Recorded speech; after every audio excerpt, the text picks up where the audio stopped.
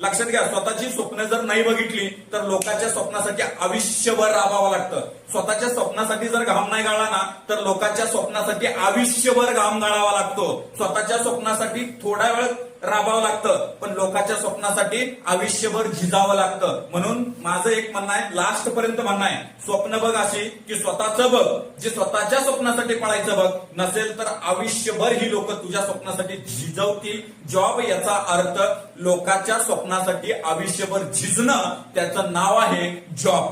आणि बिझनेस याचा अर्थ स्वतःचं स्वप्न बघितलेलं सगळ्या ख्वाहिश पूर्ण करणं, म्हणजे त्याला म्हणतो बिझनेस. या सगळ्या गोष्टी, मोठ्या मोठ्या गाड्या येतात ना, त्या फक्त बिझनेसवर येतात. आपण फक्त जाताना गाड्या बघायच्या नाहीत, तर ती गाडी आपल्या दारात उभारायची ताकद आहे तुमच्या प्रत्येकाकडे आहे. तर तेवढी ऍबिलिटी ठेवा. फक्त मला तुम्हाला एक सांगतो, तुमची ही सगळ्याची परिस्थिती सगळ्याच्या दाराच्या समोर ऑडी उभारायची असेल तर सध्या काय